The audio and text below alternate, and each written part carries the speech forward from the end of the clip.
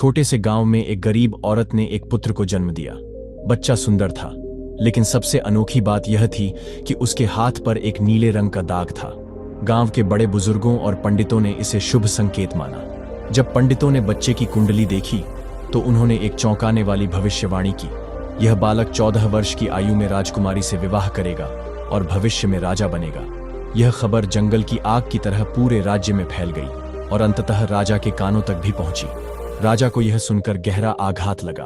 उसे यह स्वीकार नहीं था कि कोई गरीब और अज्ञात लड़का उसकी पुत्री का पति बने और उसके राज्य पर शासन करे। उसकी आंखों में जलन और ईर्ष्या उमड़ पड़ी। वह हर हाल में इस भविष्यवाणी को गलत साबित करना चाहता था। राजा ने तुरंत सैनिकों को भेजा और नवजात शिशु को उसकी मां से छीन लिया, लेकिन वह सीधे बच्चे को मारने का आदेश नहीं दे सकता था, क्योंकि यह उसकी प्रतिष्ठा के खिलाफ था। उसने एक चाल चली। बच्चे को एक लकड़ी के संदूक में बंद करवाकर नदी में बहा दिया। उसका मानना था कि बच्चा या तो नदी में डूब जाएगा या किसी हिंसक जीव का शिकार बन जाएगा। राजा द्वारा नदी में बहाया गया संदूक बहता हुआ दूर एक गांव की ओर चला गया। संयोग से वह एक पंचक्की में जाकर अटक गया। उस पंचक्की का मालिक एक दयालु वृद्ध व्यक्ति था, जिसका कोई संतान नहीं था। जब उसने संदूक खोला तो अंदर एक मासूम नवजात शिशु को देखकर वह दंग रह गया। बच्चे की नाजुक मुस्कान ने उसके हृदय को पिघला दिया और उसने उसे अपनी संतान के रूप में पालने का निश्चय किया। वृद्ध व्यक्ति ने बच्चे का नाम वीर रखा और उसे बड़े प्यार से पाला। वीर बचपन से ही बुद्धिमान और साहसी था।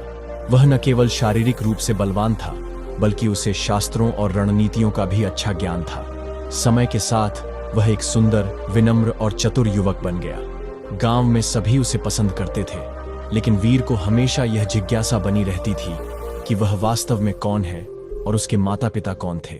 वृद्ध व्यक्ति ने उसे बताया कि वह उसे नदी में बहते हुए मिला था, लेकिन उसके असली माता पिता के बारे में कोई जानकारी नहीं थी। वीर की बुद्धिमत्ता और वीरता की चर्चा दूर दूर तक फैल गई। एक दिन राजा ने उसे देखा और उसके हाथ पर नीले रंग का दाग देखकर तुरंत पहचान लिया कि यह वही बच्चा है जिसे उसने मरवाने का आदेश दिया था। यह जानकर राजा का हृदय ईर्ष्या और क्रोध से भर गया। उसने सोचा कि यदि यह युवक जीवित रहा तो भविष्यवाणी सच हो जाएगी और वह उसकी बेटी से विवाह करके राजा बन जाएगा। राजा ने चालाकी से वीर को अपने पास बुलाया और कहा, तुम बहुत प्रतिभाशाली और साहसी हो।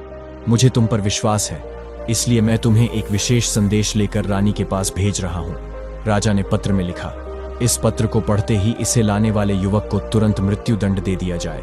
वीर को इस षड्यंत्र की भनक तक नहीं लगी। वह प्रसन्नतापूर्वक राजा के आदेश का पालन करने के लिए निकल पड़ा।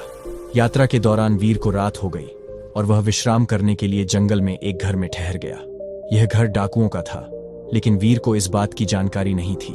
डाकू पहले तो उसे लूटने का विचार कर रहे थे, लेकिन जब उन्होंने देखा कि वह सीधा साधा और परोपकारी युवक है तो उनका हृदय पिघल गया। रात में जब वीर सो रहा था तब डाकुओं ने जिज्ञासावश उसके पास रखा पत्र खोलकर पढ़ा। राजा की क्रूर योजना जानकर वे अत्यंत क्रोधित हुए। उनमें से एक चतुर डाकू ने योजना बनाई और पत्र को बदल दिया।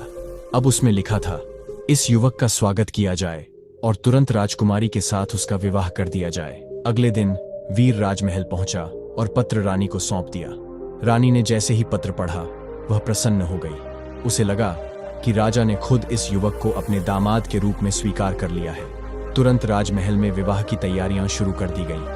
जल्द ही राजकुमारी का विवाह वीर से हो गया। जब राजा महल लौटकर आया और उसने देखा कि उसकी बेटी का विवाह उसी युवक से हो चुका है जिसे वह मारना चाहता था, तो उसका गुस्सा 7वें आसमान पर पहुंच गया।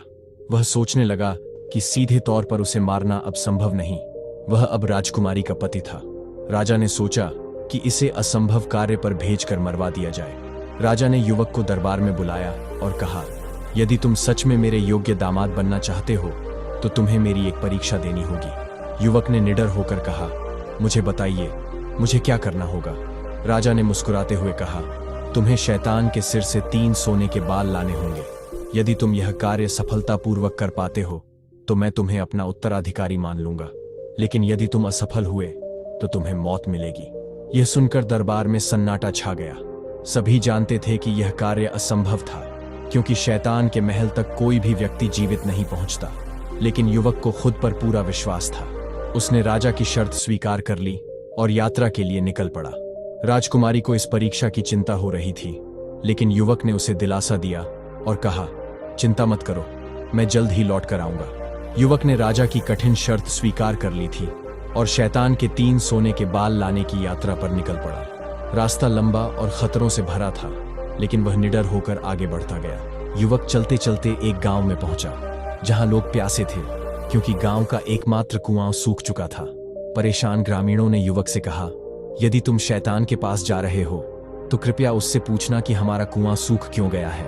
युवक ने उनकी परेशानी सुनी और वादा किया कि वह शैतान से इसका उत्तर लेकर लौटेगा।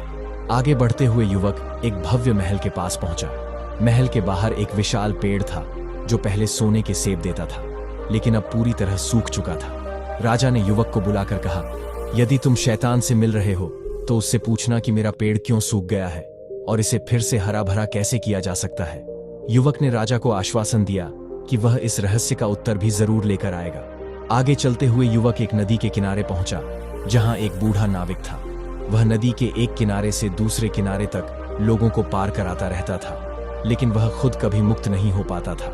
थके हारे नाविक ने युवक से अनुरोध किया, यदि तुम शैतान से मिल रहे हो तो कृपया उससे पूछना कि मैं इस शाप से कैसे मुक्त हो सकता हूं। युवक ने उसकी बात भी ध्यान में रखी और आगे की यात्रा पर निकल पड़ा। आखिरकार युवक शैतान के महल तक पहुंच गया। महल में प्रवेश करना असंभव था, लेकिन सौभाग्य से वहां उसे शैतान की मां मिल गई। वह एक दयालु महिला थी और जब उसने युवक की कहानी सुनी तो उसे उस पर दया आ गई। शैतान की मां ने कहा, यदि शैतान ने तुम्हें देख लिया तो वह तुम्हें मार डालेगा। मैं तुम्हारी मदद कर सकती हूँ, लेकिन तुम्हें चुपचाप रहना होगा। युवक ने सहमति में सिर हिलाया। तब शैतान की मां ने उसे एक पोटली में छिपा दिया। रात होते ही जब शैतान गहरी नींद में चला गया तो उसकी मां ने उसका सिर अपनी गोद में रखा और धीरे धीरे उसके बाल सहलाने लगी। फिर उसने उसके सिर से एक सोने का बाल निकाल लिया। शैतान करवट बदल कर जागा और गुस्से से बोला, मेरे बाल क्यों खींचे? उसकी मां ने मुस्कुराकर कहा, बस ऐसे ही, लेकिन मुझे एक सवाल का जवाब चाहिए। एक गांव का कुआं सूख गया है, उसका पानी कैसे लौट सकता है? शैतान ने ऊँघते हुए जवाब दिया, कुएं में एक मेंढक बैठा है, जब तक उसे निकाला नहीं जाएगा पानी वापस नहीं आएगा। शैतान फिर सो गया। उसकी मां ने दूसरा सोने का बाल खींच लिया। शैतान गुस्से में उठ बैठा। अब क्या हुआ?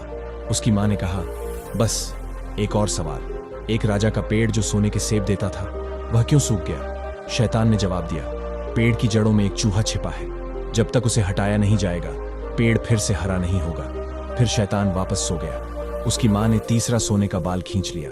शैतान फिर से उठा और चिल्लाया, अब क्यों खींचा? उसकी मां ने कहा, मुझे एक आखिरी सवाल का जवाब चाहिए। एक नाविक जो हमेशा नाव चलाता रहता है, वह इस शाप से कैसे मुक्त हो सकता है? शैतान हंसकर बोला, बड़ा आसान है। अगली बार जब कोई यात्री उसकी नाव में बैठे तो उसे चप्पू पकड़ा दे और खुद किनारे कूद जाए। फिर यात्री इस श्राप का शिकार हो जाएगा और नाविक आजाद हो जाएगा। इतना कहकर शैतान फिर से सो गया। उसकी मां ने युवक को पोटली से बाहर निकाला और उसे तीनों सोने के बाल और सभी सवालों के जवाब